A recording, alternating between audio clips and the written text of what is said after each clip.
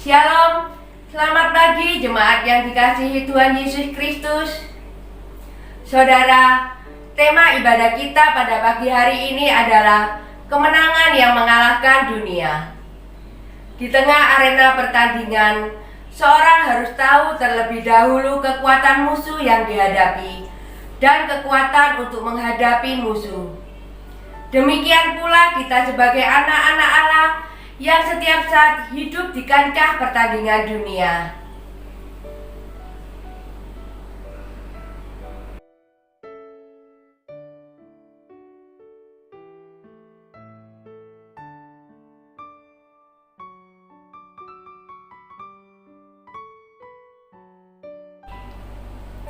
Angkatlah hatimu kepada Allah dan percayalah bahwa pertolongan kita adalah di dalam nama Tuhan, pencipta langit, bumi dan segala isinya. Tuhan yang senantiasa menopang kehidupan gerejanya dan memeliharanya di dalam kasih karunia.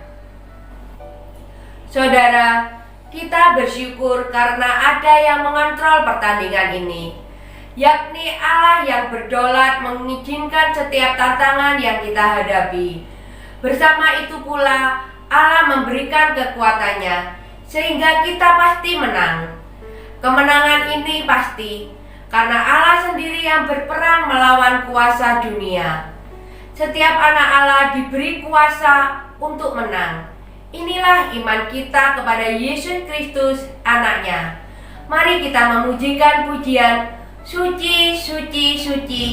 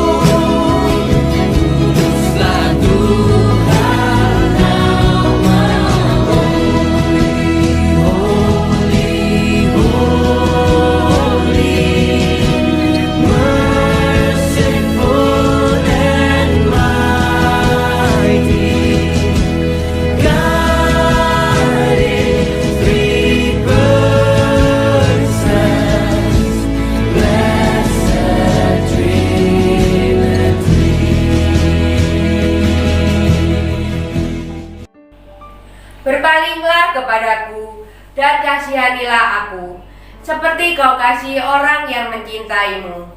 Teguhkanlah langkahku sesuai dengan janjimu. Jangan biarkan aku dikuasai kejahatan. Bebaskanlah aku dari orang-orang yang menindas aku, supaya aku dapat mentaati peraturanmu. Introitus kita pada pagi hari ini terambil dalam Mazmur pasal 119 ayat 132 sampai 134. Saudara, berbagai macam bentuk tantangan kita hadapi dalam arena pertandingan dunia yang bertujuan melemahkan kita, supaya kita tetap bertahan dalam kehidupan lama karena tidak mampu memperjuangkan kehidupan yang berkemenangan dalam iman. Kegagalan demi kegagalan dosa membuat kita lelah, putus harapan, dan kehilangan daya juang untuk mengambil peran sebagai pahlawan iman. Seputih bulu domba, mari kita pujikan pujian ini.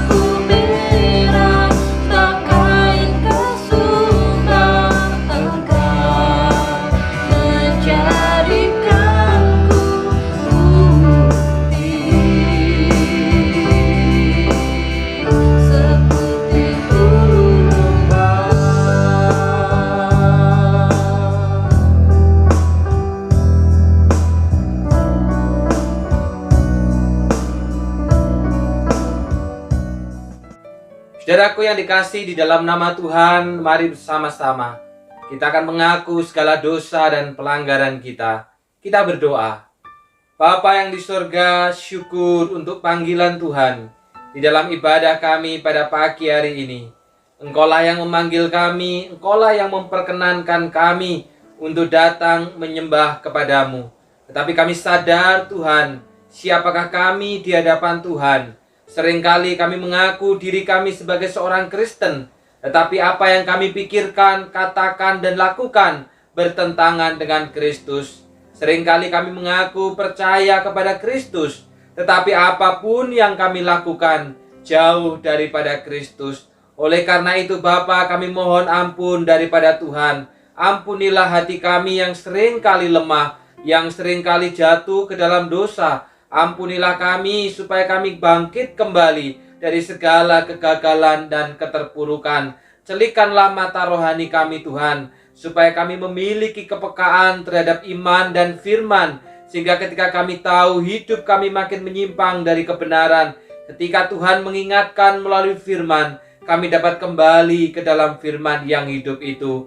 Bukalah hati kami ya Bapa, untuk terus dapat mengalami proses pertobatan dan pengudusan diri yang terjadi setiap hari. Apapun yang terjadi dalam hidup kami, baik itu kesukaan maupun juga kesedihan, baik itu sukacita maupun juga dipenuhi dengan segala persoalan, semuanya adalah sebagai bagian untuk memurnikan hati dan hidup kami supaya makin serupa dengan Tuhan. Terima kasih Bapa, layakkanlah kami pada pagi hari ini. Berikan pengampunan bagi kami, supaya kami dapat berjumpa dengan Tuhan di dalam firman dan kebenaran. Di dalam nama Tuhan Yesus Kristus, pengantara kami yang sempurna dan satu-satunya itu, kami sudah mengakui segala dosa dan pelanggaran kami. Amin. Dengarkanlah berita anugerah dari Allah yang terambil dalam Efesus 1 ayat 7. Sebab di dalam Dia dan oleh darahnya kita beroleh penebusan, yaitu pengampunan dosa menurut kekayaan kasih karunia-Nya.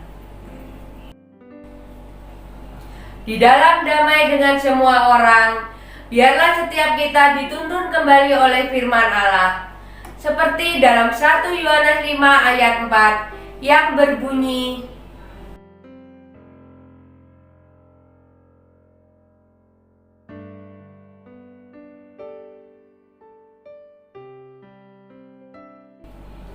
renungkanlah dan lakukanlah sepanjang hidup Bapak, Ibu, dan Saudara sekalian. Bersama-sama dengan gereja sepanjang zaman dan abad, kita ikatkan pengakuan iman kita seturut dengan pengakuan iman rasuli yang kita ikatkan demikian. Pengakuan iman rasuli. Aku percaya kepada Allah, Bapa yang Maha Kuasa, Khalik langit dan bumi, dan kepada Yesus Kristus, Anaknya yang tunggal Tuhan kita, yang dikandung dari Roh Kudus, lahir dari anak darah Maria, yang menderita sengsara di bawah pemerintahan Pontius Pilatus, disalibkan, mati dan dikuburkan, turun ke dalam kerajaan maut. Pada hari yang ketiga, bangkit pula dari antara orang mati, naik ke surga, duduk di sebelah kanan Allah Bapa yang Maha Kuasa, dan dari sana Ia akan datang untuk menghakimi orang yang hidup dan yang mati. Aku percaya kepada Roh Kudus, gereja yang kudus dan am, persekutuan orang kudus, pengampunan dosa, kebangkitan tubuh, dan hidup yang kekal. Amin.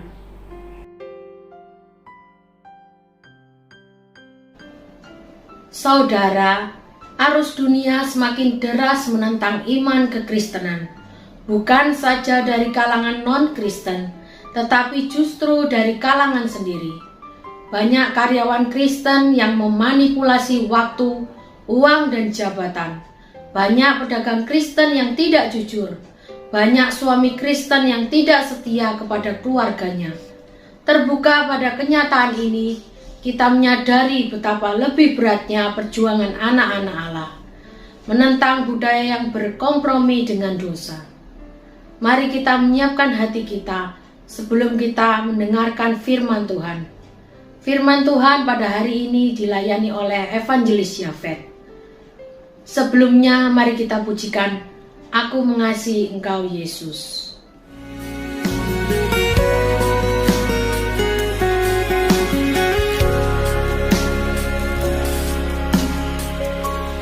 Aku mengasihi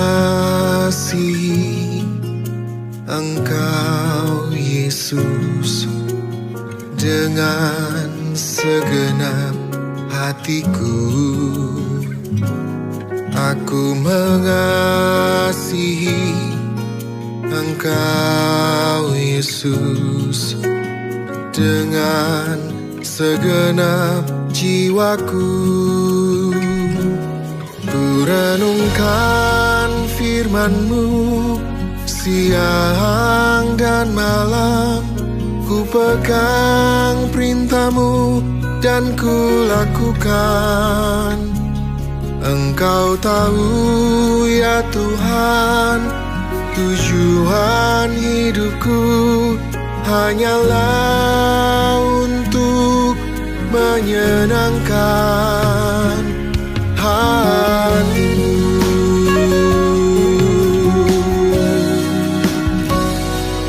Aku mengasihi Engkau Yesus dengan segenap hatiku. Aku mengasihi Engkau Yesus dengan segenap jiwaku. Ku renungkan firman-Mu siang dan malam, ku pegang perintah-Mu dan ku lakukan. Engkau tahu ya Tuhan, tujuan hidupku hanyalah untuk menyenangkan hati-Mu.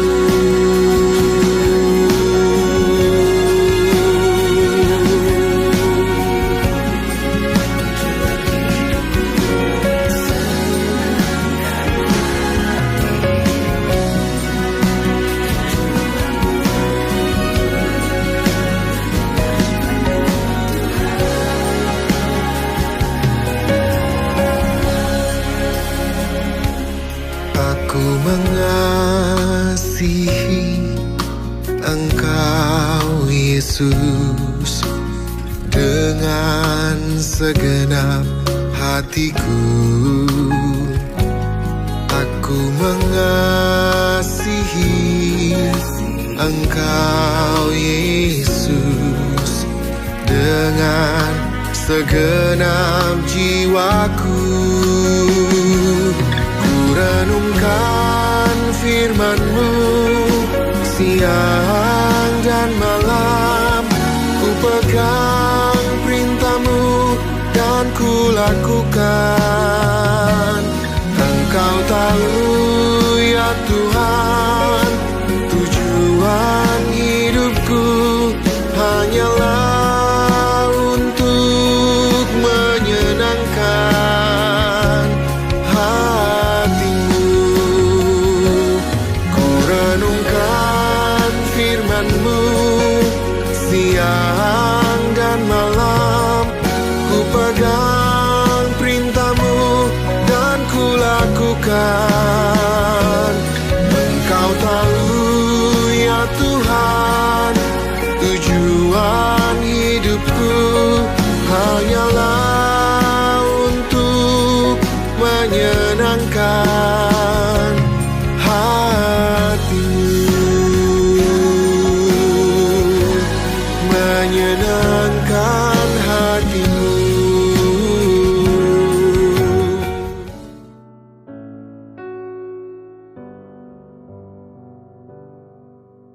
Selamat pagi Bapak Ibu dan Saudara yang dikasihi Tuhan. Shalom. Bagaimana kabar saudara pada pagi hari ini? Kita patut bersyukur saudara apabila Kota Banyuwangi telah memasuki PPKM level yang kedua. Artinya kondisi makin membaik, mengalami peningkatan. Oleh karena itu saudara, mari kita tidak lengah untuk berjuang tetap menerapkan protokol kesehatan. Dengan harapan ke depan kita makin naik lagi menjadi PPKM level 1 sehingga perekonomian kembali menggeliat dan semangat. Mari kita berdoa. Bapa yang di sorga, kami bersyukur untuk ibadah kami pada pagi hari ini. Tolonglah kami Bapa, supaya kami mengalami dan mengerti pemahaman yang benar, bahwa ketika kami beribadah, Tuhanlah yang menikmatinya. Ketika kami beribadah, Tuhanlah yang disenangkan dan dimuliakan. Oleh karena itu Bapa, sebentar kami akan mendengarkan firman-Mu. Biarlah kami membuka hati kami selebar-lebarnya. Oleh karena kami mau menjadi umat yang benar-benar takut akan Tuhan dan menyenangkan hati Tuhan. Kiranya nama Tuhan yang dipermuliakan, kiranya hati Tuhan yang disenangkan, kiranya firman Tuhan yang diberitakan. Dalam nama Tuhan Yesus kami sudah berdoa. Amin. Mari kita membuka Alkitab kita dari 1 Yohanes pasalnya yang kelima, ayat yang pertama sampai dengan kelima. Sekalipun secara virtual atau online, mari kita tetap membuka Alkitab kita. Demikianlah bunyi firman Tuhan. Setiap orang yang percaya bahwa Yesus adalah Kristus lahir dari Allah. Dan setiap orang yang mengasihi Dia yang melahirkan, mengasihi juga Dia yang lahir daripadanya. Inilah tandanya bahwa kita mengasihi anak-anak Allah, yaitu apabila kita mengasihi Allah serta melakukan perintah-perintahnya. Sebab inilah kasih Allah kepada kita, yaitu bahwa kita menuruti perintah-perintahnya. Perintah-perintahnya itu tidak berat, sebab semua yang lahir dari Allah mengalahkan dunia, dan inilah kemenangan yang mengalahkan dunia, iman kita. Ayat yang terakhir, siapakah yang mengalahkan dunia selain daripada dia yang percaya bahwa Yesus adalah anak Allah?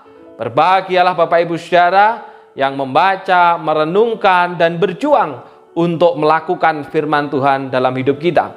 Saudara, dalam ayatnya yang ketiga tadi firman Tuhan katakan, dan perintah-perintahnya tidaklah berat untuk kita. Dalam terjemahan lain saudara, sesungguhnya hal itu tidak sukar. Ajaran Tuhan tidak sukar. Perintah Tuhan tidak sukar, saudara. Tetapi pertanyaannya, mengapa perintah Tuhan seringkali kita anggap berat? Perintah Tuhan seringkali kita anggap sulit. Perintah Tuhan seringkali kita anggap itu membebani hidup kita. Sehingga saudara, banyak orang yang bukan kesulitan menerima ajaran, tetapi kesulitan melakukan ajaran. Beberapa pernyataan yang seringkali dianggap sebagai pemakluman adalah, kalau cuma ngomong doang mah gampang, tetapi prakteknya sulitnya bukan kepalang. Kalau Yesus, ya wajar dong bisa melakukan firman Tuhan. Tapi saya kan Agus, bukan Yesus. Ada lagi yang berkata saudara, kalau untuk hamba Tuhan bisa melakukan firman Tuhan, bisa mentaati, itu wajar. Tapi saya kan bukan hamba Tuhan, saya kan orang awam. Sehingga saudara seolah-olah perintah Tuhan itu berat. Perintah Tuhan itu sulit. Perintah Tuhan itu membebani dan merugikan kehidupan kita. Oleh karena itu saudara, keputusan menuruti atau menyangkali firman Tuhan terletak pada diri kita.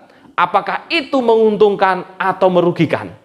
Jadi saudara, seolah-olah firman Tuhan itu lebih berat dari bayar cicilan. Lebih membebani dari bayar cicilan. Cicilan aja saudara, seberat apapun pasti akan kita lunasi. Sebaliknya saudara, perihal melakukan firman Tuhan bergantung situasi dan kondisi. Maka saudara, kalau saudara diminta untuk memilih, saudara akan memilih yang mana? Mentaati firman Tuhan karena tidak berat, atau mentaati firman Tuhan dengan bergantung situasi dan kondisi? Kalau itu menyenangkan kita, kita lakukan. Kalau itu menguntungkan kita, kita taati, saudara. Kira-kira yang mana yang saudara pilih? Saya yakin, saudara, setiap kita akan lebih banyak memilih pilihan yang kedua. Mentaati firman Tuhan, mengikuti firman Tuhan sesuai dengan kondisi atau situasi. Kenapa bisa seperti itu, saudara? Karena itu sudah biasa kita jalani dan kita alami. Kita sudah biasa menjalani dan mengalaminya di dalam hidup kita. Kalau berdagang jujur-jujuran, ya hasilnya ajur-ajuran, bos. Mana ada di dunia ini orang Kristen yang kerjanya jujur. Semuanya pasti tidak jujur. Semuanya pasti ada yang berbelok ke kanan atau ke kiri. Saudara, bahkan tak ragu kita mengajarkan pengalaman ini kepada orang lain. Saudaraku, ini yang membuat menuruti firman Tuhan menjadi berat. Karena kita tidak mau berpindah dari pengalaman manusia yang sudah biasa kepada pengalaman Allah. Seperti dikatakan, dan perintah-perintahnya tidaklah berat untuk kita. Saudara, menariknya, kata berat dalam bahasa Inggris tidak menggunakan weak atau heavy, saudara. Keduanya ini menunjukkan kata berat. Tetapi saudara, justru kata berat dalam bahasa Indonesia diterjemahkan dalam bahasa Inggris itu memakai kata grave. Yang artinya itu bukan berat, tapi artinya adalah kuburan, saudara. Loh, kalau demikian, apa artinya firman Tuhan ini buat kita, saudara? Artinya adalah bahwa perintah-perintah yang Tuhan berikan kepada kita, ajaran Tuhan itu, saudara, tidak akan pernah membawa kita kepada kematian. Sebaliknya, akan membawa kita kepada kehidupan. Saya ulangi, saudara. Perintah-perintah Tuhan, ajaran-ajaran Tuhan tidak akan pernah membawa kita kepada kematian. Sebaliknya, akan membawa kita kepada kehidupan. Saya mengambil contoh, saudara, aturan PPKM, apalagi PPKM level 4, sangat begitu ketat, saudara. Tidak boleh bergerombol, tidak boleh berkerumun, tidak boleh makan di tempat restoran, makanan harus dibawa pulang, saudara. Semua kegiatan, mulai dari bekerja, belajar, beribadah, semua dikerjakan di rumah. Pertanyaannya, apakah tujuannya untuk membuat kita stres, saudara? Tujuannya membuat kita suntuk karena kita tidak bisa pergi kemanapun? Tidak, saudara. Tujuan dari pemerintah tidak pernah memberikan aturan itu supaya kita stres, supaya kita suntuk di rumah, saudara. Tidak. Tetapi tujuannya adalah untuk memberikan kehidupan. Karena semua orang ketika sehat, maka kondisinya pun akan aman. Demikian juga firman Tuhan, saudara. Ajaran yang Tuhan berikan, Tuhan sendiri ngomong, itu tidak berat. Karena apa? Ajaran itu tidak pernah membawa kita kepada kematian, tetapi akan membawa kita kepada kehidupan. Oleh karena itu, saudara, bagaimana supaya saya dan Bapak Ibu saudara, kita bisa mulai belajar untuk menaati perintah-perintahnya. Kita mulai belajar untuk berpindah, saudara, dari kebiasaan pengalaman manusia. Ya wajarlah kalau orang Kristen itu nggak taat atau nggak jujur dalam bekerja. Tapi kita belajar untuk benar-benar mentaati Tuhan, perintah Tuhan. Karena kita meyakini bahwa perintah itu tidak berat. Tidak akan membawa kita kepada kematian. Sebaliknya membawa kita kepada kehidupan. 1 Yohanes 5 ayat yang ketiga dikatakan di sana. Sebab mengasihi Allah berarti taat kepada perintah-perintahnya. Yang pertama, saudara, mari kita mengasihi Allah. Mari kita belajar mengasihi Allah dengan pikirannya Allah dan bukan pikiran kita. Nah ini, saudara, dalam bagian ini dikatakan bahwa mengasihi Allah berarti taat. 2 kali firman Tuhan ini diulang dalam ayat yang kedua dan ketiga, saudara. Menunjukkan bahwa ini adalah pikiran Allah yang harus diperhatikan oleh umatnya. Bahwa yang namanya mengasihi atau kasih itu adalah ketaatan. Nah sebaliknya, saudara, menurut pikiran kita, seringkali yang namanya kasih itu adalah ketika seseorang memberi atau diberi. Oh, orang ini memberi, berarti orang ini punya kasih ini. Oh, orang ini nggak mau memberi, orang ini nggak punya kasih. Lah, ukurannya di situ, saudara. Sedangkan Alkitab sudah katakan bahwa kasih itu ketaatan. Mengasihi itu berarti taat. Ini yang menjadi penyebab, saudara, kenapa melakukan firman Tuhan menjadi berat. Karena pikiran tentang mengasihi berbeda dengan pikiran Allah. Sehingga dalam hidup kita hanya menuntut dan bersungut-sungut tanpa pernah bersyukur. Baik itu kepada Allah maupun kepada sesama. Loh, kalau memang Allah mengasihi, mengapa saya rugi? Kalau memang Allah itu mengasihi, mengapa saya mengalami pergumulan yang demikian hebat? Kalau Allah mengasihi, mengapa saya mengalami persoalan ini? Kalau Allah mengasihi, mengapa keluarga saya bermasalah? Saudara, yang terjadi hanya menuntut dan bersungut-sungut tanpa bersyukur. Padahal kasih itu adalah taat. Mengasihi itu adalah nurut. Nah, saudaraku yang dikasihi Tuhan, kemudian bagaimana apabila karena kita melakukan firman Tuhan atau kita mau nurut kepada firman Tuhan, maka kita menghadapi kerugian, kita mengalami persoalan, kita mengalami kegagalan, saudara. Seperti yang pernah disaksikan oleh salah satu jemaat kita beberapa waktu yang lalu, di mana dia menceritakan, saudara, suatu kali diminta oleh pimpinan untuk merekayasa peristiwa kecelakaan. Artinya, saudara, kecelakaan yang diceritakan tidak sesuai dengan yang sebenarnya. Dan kemudian, saudara, karena menurut jemaat ini bertentangan dengan firman Tuhan, dan dia mau belajar nurut apa kata Tuhan, akhirnya dia menolak, saudara. Dan kemudian karena dia menolak, saudara, akhirnya dia dipecat dari pekerjaannya. Saya mengambil contoh misalkan. Kemudian dia tidak memiliki penghasilan. Bahkan karena pandemi, saudara, akhirnya sulit mencari pekerjaan. Lalu terus gimana kalau kayak gini, saudara? Karena kita mau nurut, karena kita mau taat kepada Allah, kita mengalami kerugian, kita mengalami kegagalan, kita mengalami persoalan. Terus bagaimana kalau kayak gini? 1 Yohanes 5 ayat yang keempat katakan, saudara, dan inilah kemenangan yang mengalahkan dunia, iman kita. Saudara, disinilah diperlukan iman. Karena tidak semua hal bisa dihitung secara logika matematika. Dan disinilah juga kita diuji seberapa besar iman kita kepada Allah. Bagian saya dan saudara adalah taat. Dan Allah sudah tahu apa yang harus dikerjakannya bagi kita. Baik dalam hidup keluarga, baik dalam pekerjaan, baik dalam usaha kita, baik dalam studi kita. Allah tahu apa yang harus dikerjakan untuk kita. Bagian kita adalah taat.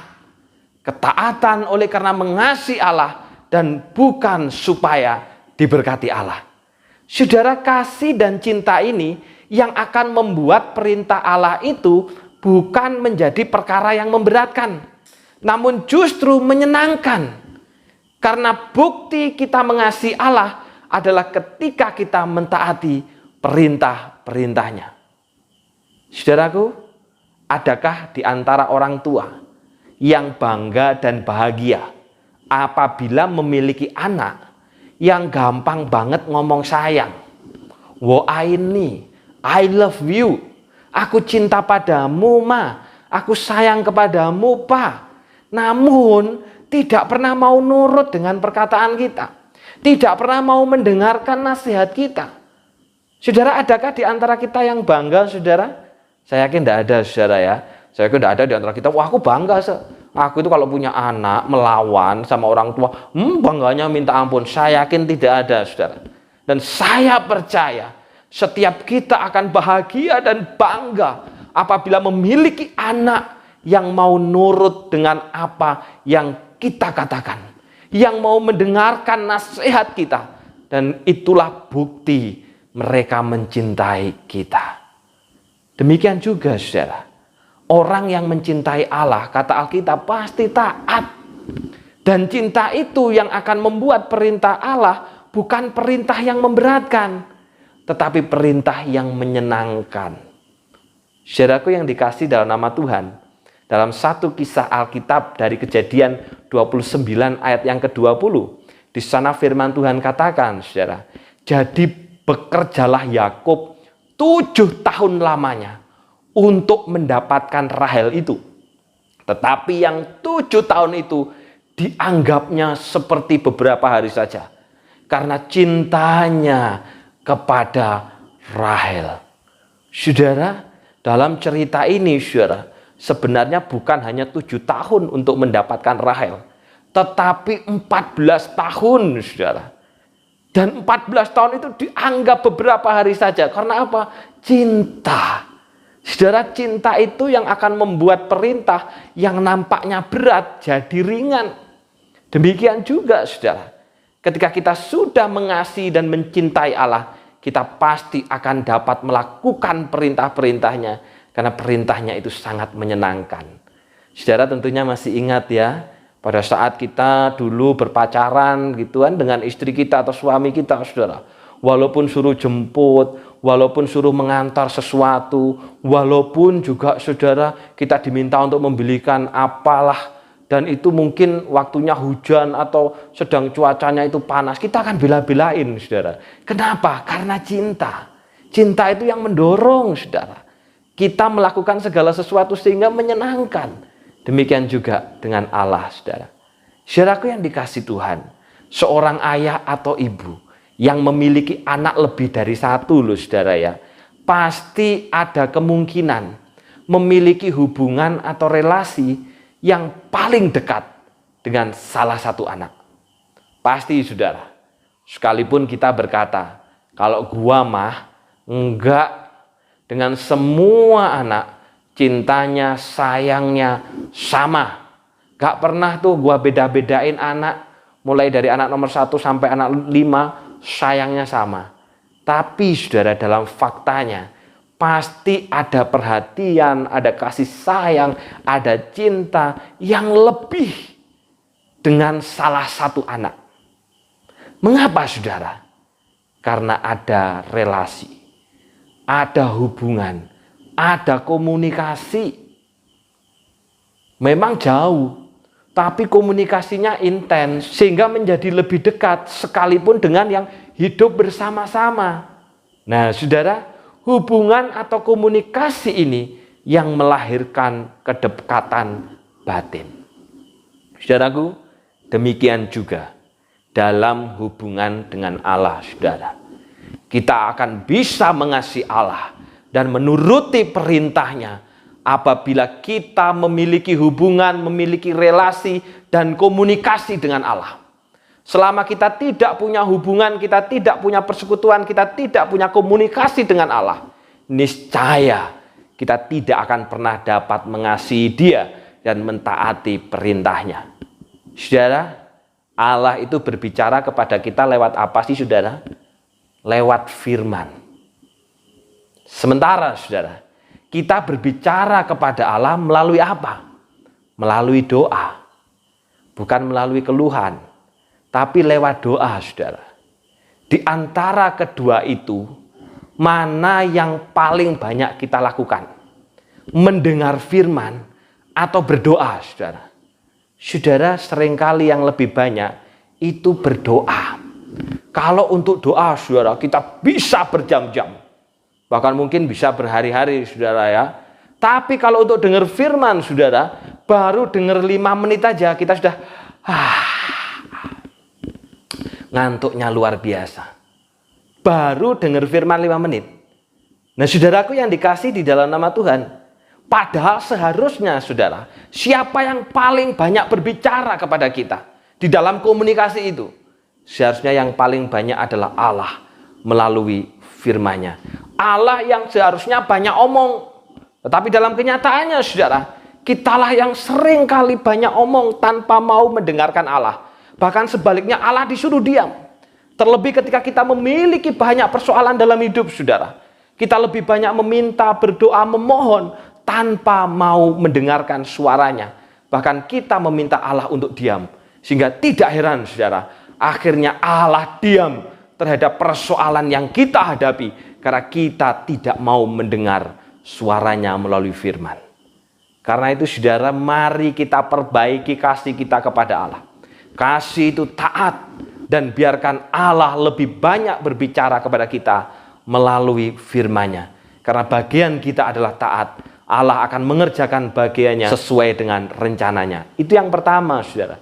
Bagaimana supaya kita bisa mentaati firman Tuhan? Yang pertama adalah mengasihi Allah. Yang kedua, saudara, 1 Yohanes 5 ayat yang keempat. Di sana firman Tuhan katakan, sebab semua yang lahir dari Allah mengalahkan dunia. Dan inilah kemenangan yang mengalahkan dunia, iman kita.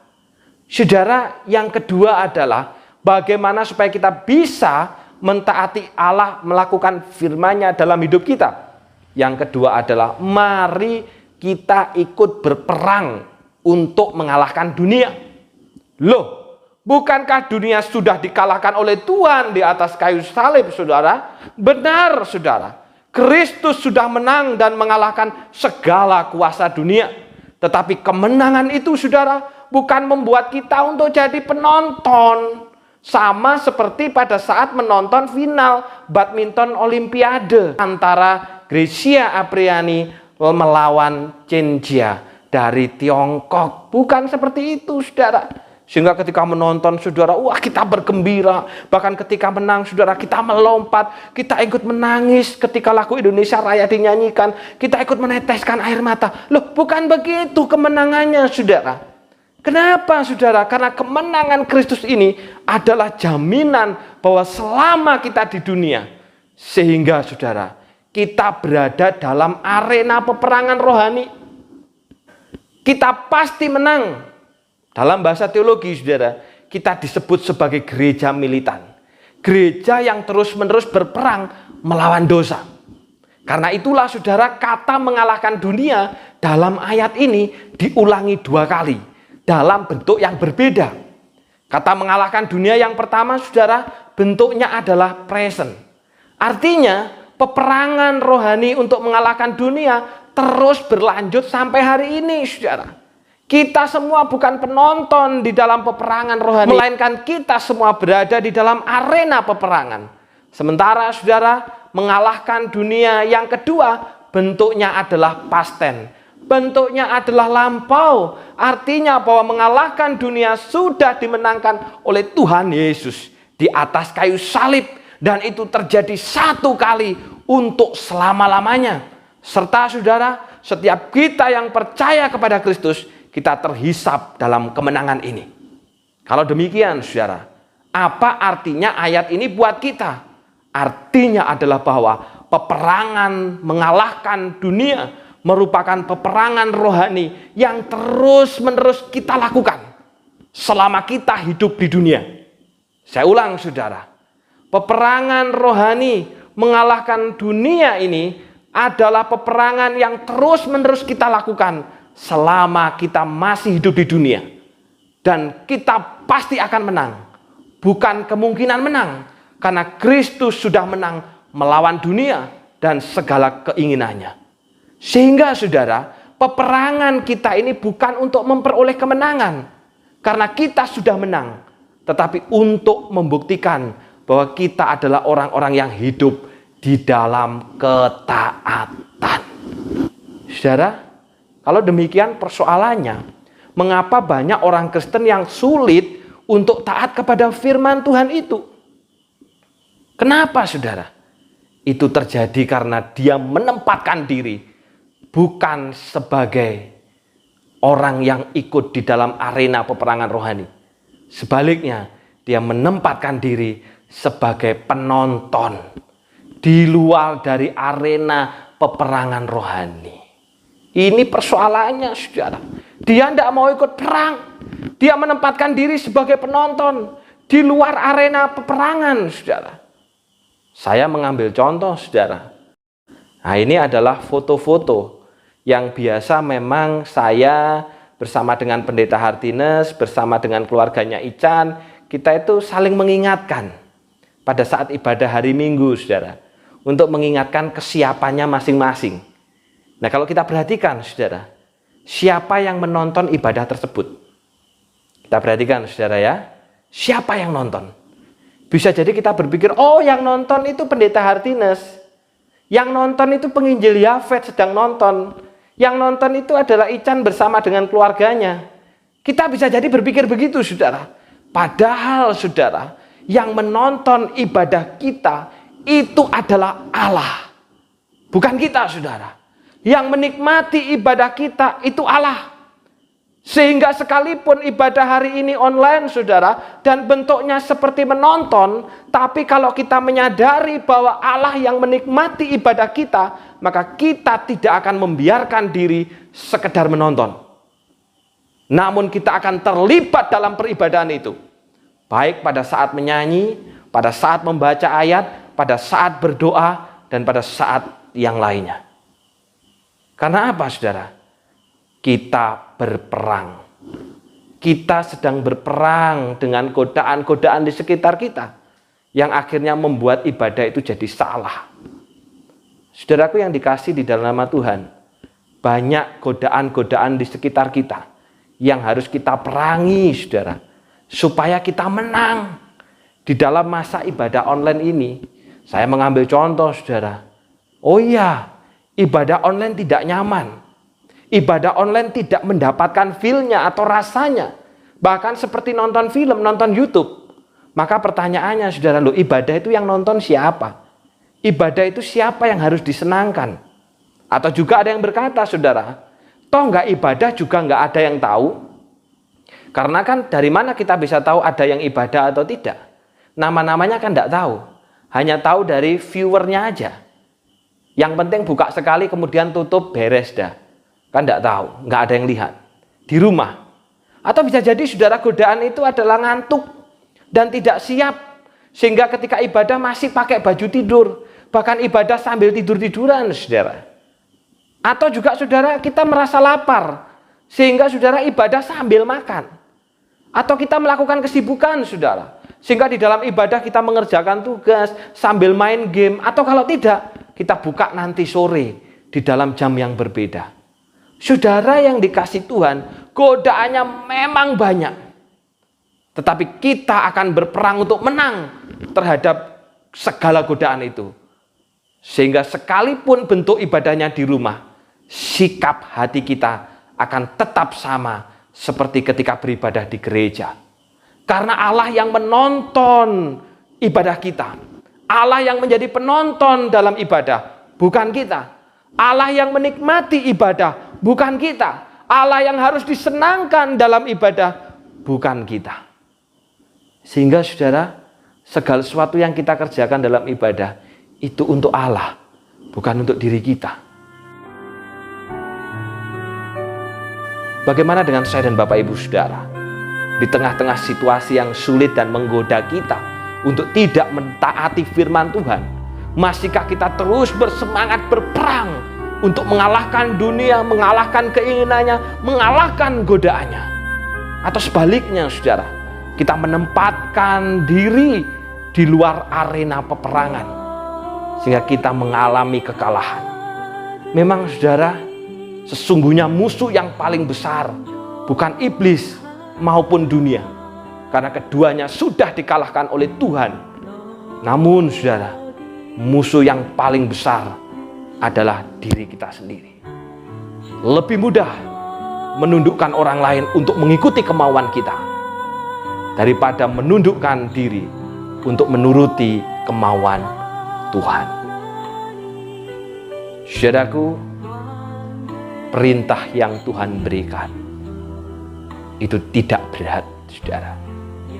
Perintah yang Tuhan berikan tidak akan pernah membawa kita kepada kematian. Sebaliknya, saudara, perintah Tuhan itu akan membawa kita kepada kehidupan. Karena itu, saudara, mari kita belajar untuk taat. Kita belajar untuk nurut. Karena mengasihi Allah itu berarti taat, saudara. Dan ketika kita melakukannya karena mengasihi Allah, maka perkataan Tuhan itu bukan persoalan yang memberatkan, justru malah menyenangkan. Bisa jadi ada banyak godaan, saudara. Godaan yang membuat kita untuk jatuh. Godaan yang membuat kita untuk jauh daripada Allah. Tapi mari kita berjuang untuk berperang, saudara, supaya kita menang dengan godaan itu. kita tidak kalah, tetapi kita menang melawan godaannya, sehingga kita terus dapat belajar menyenangkan hati Tuhan. Kita adalah gereja militan, gereja yang terus-menerus berperang melawan dosa. Jangan pernah kalah, saudara, karena Allah sudah memberikan kemenangan. Peperangan kita bukan untuk memperoleh kemenangan, karena kemenangan itu sudah Tuhan berikan. Tetapi peperangan kita adalah sebagai bukti bahwa kita hidup di dalam ketaatan. Allah sudah memberikan kita kemenangan rohani. Namun bersediakah kita untuk hidup dalam kemenangan itu? Dengan mentaati firman-Nya, Tuhan memberkati. Mari kita berdoa. Bapa yang di surga, terima kasih Tuhan untuk firman-Mu pada pagi hari ini, yang mengingatkan setiap kami Tuhan, bahwa perintah-Mu tidaklah berat, perintah-Mu tidaklah sukar, firman-Mu tidak pernah membawa kami kepada kematian, tapi sebaliknya membawa kami kepada kehidupan. Ajari kami Bapa, supaya kami mau berpindah dari kebiasaan pengalaman manusia kepada pengalaman Tuhan. Sehingga Bapa kami belajar untuk mengasihi Engkau menurut pikiran Tuhan, yaitu taat dalam hidup kami. Dalam kehidupan kesetiaan terhadap perjanjian, biarlah kami belajar untuk taat. Sekalipun tidak diketahui orang, kami belajar untuk taat. Dan kami melakukannya karena mencintai Engkau. Demikian juga Bapa, biarlah kami bukan menjadi penonton, tetapi kami justru adalah orang-orang yang berada dalam arena peperangan rohani. Ketika ada banyak godaan di sekitar kami, yang membuat kami kehilangan dari semangat untuk beribadah, semangat dalam persekutuan, semangat dalam mengikut Tuhan. Kiranya Engkau menguatkan kami supaya kami mau berperang melawan godaan-godaan itu, dan kami pasti akan menang karena Engkau telah memberikan kemenangan. Jangan biarkan Tuhan godaan-godaan itu mengalahkan kami, tetapi sebaliknya kami justru menang.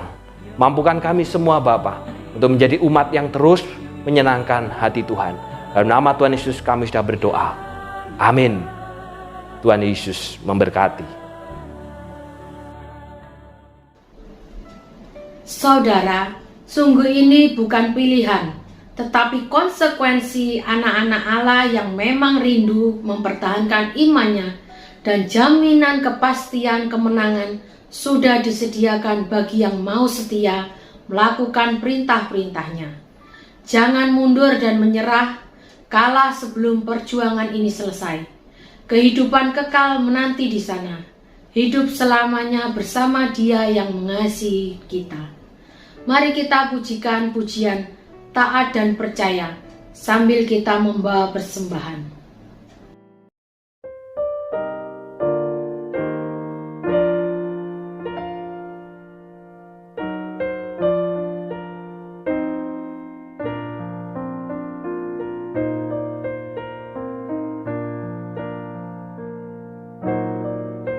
Kala kita jalan dalam terang firman-Nya, kemuliaan-Nya terangi kita. Kala melakukan semua kehendak-Nya, Dia akan tinggal di dalam kita.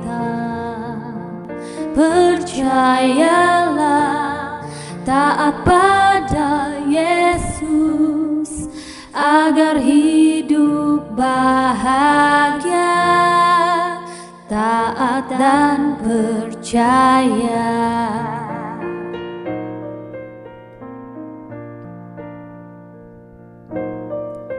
Takkan ku fahami kasih-Nya yang murni sampai ku persembahkan semua. Kasih sukacita hanya bagi mereka yang hidup percaya dan taat. Percayalah, taat pada Yesus agar hidup bahagia, taat dan percaya. Dalam rumah Tuhan, duduk di kanan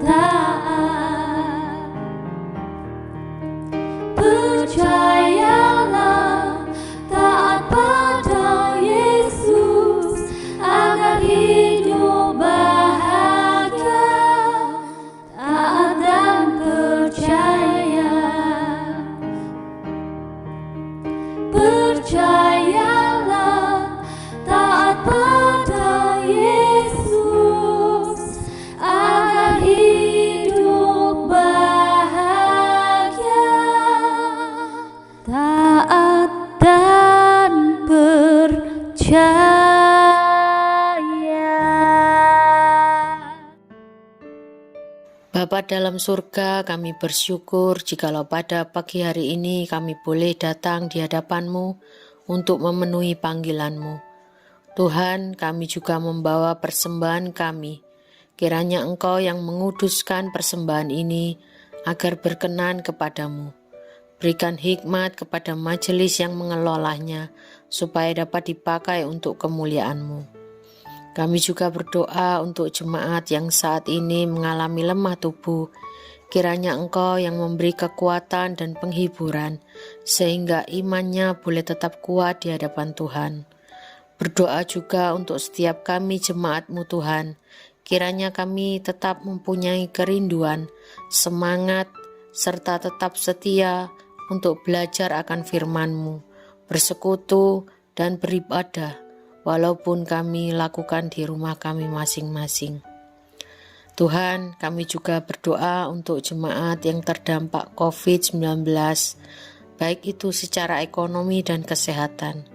Kiranya iman percaya kami tidak berkurang sedikit pun, tetapi kami tetap percaya dan bersandar kepadamu, karena Engkaulah Allah yang berdaulat atas kami. Tuhan, inilah doa-doa yang kami naikkan di hadapan-Mu. Dalam nama Tuhan Yesus kami berdoa. Amin.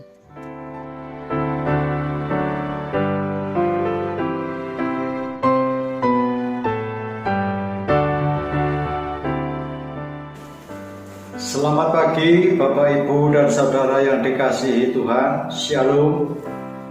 Bersyukur kepada Tuhan jika sampai pada Minggu 12 September 2021 makin banyak jemaat yang sudah menerima vaksin dosis pertama dan kedua.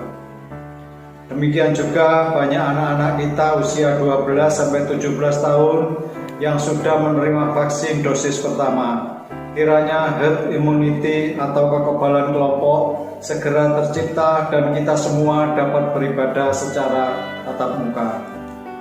Yang kedua, mengingat ada himbauan dari pemerintah untuk berhati-hati dengan adanya gelombang pandemi ketiga, mari kita tetap menerapkan protokol kesehatan dimanapun berada dengan tetap memakai masker, menjaga jarak, rajin mencuci tangan, mengurangi mobilitas dan menjauhi kerumunan, serta terus mendoakan supaya pandemi COVID dapat segera dikendalikan baik di Indonesia maupun dunia. Selanjutnya, mari kita berdoa untuk pemilihan pengurus-pengurus Komisi Gereja Kristus Tuhan Banyuwangi. Menjadi seorang pemimpin berarti siap untuk memikul salib dan mengikuti Tuhan setiap hari. Makanan rohani sudah disediakan dengan melimpah oleh gereja, baik melalui channel YouTube GKT Banyuwangi maupun juga via WhatsApp. Oleh karena itu, mari kita terus bersemangat untuk memelihara iman. Sebagaimana tubuh jasmani memerlukan gizi, demikian juga kita membutuhkan firman untuk menjaga kesehatan iman. Bagi Bapak, Ibu, Saudara yang akan membawa persembahan, bisa dimasukkan di kotak persembahan yang ada di gereja atau dititipkan ke salah seorang majelis atau ditransfer ke rekening BCA atas nama Sinode Gereja Kristus Tuhan dengan nomor 18033339922. Jemaat sekalian, mari kita bangkit berdiri, kita ikrarkan ikrar orang-orang kudus GKT Banyuwangi. Ikrar orang-orang kudus GKT Banyuwangi. 1. Memelihara perjanjian kekal. 2. Memenuhi hukum Kristus. 3. Hidup kudus. Silakan duduk kembali. Selamat pagi, salam taat, salam sehat. Tuhan Yesus memberkati.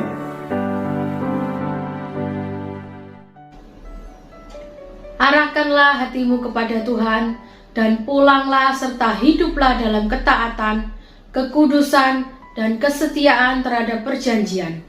Bangunlah persekutuan yang saling menguatkan, meneguhkan, dan menyempurnakan. Doksologi berkat oleh Pendeta Hati Nesli dan ditutup dengan pujian amin.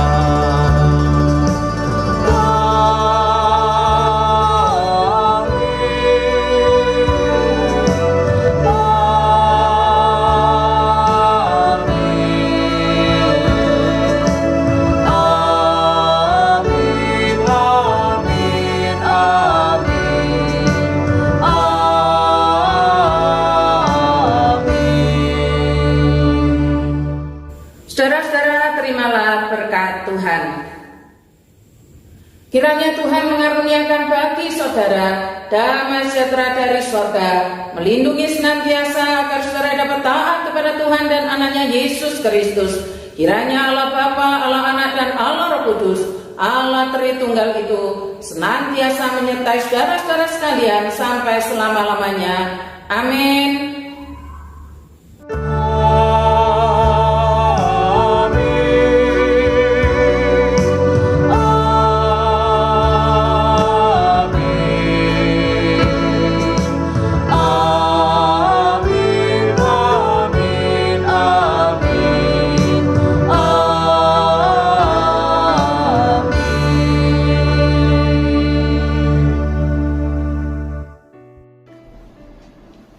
Ibadah kita pada hari ini telah selesai. Silakan mengambil saat teduh. Tuhan Yesus memberkati.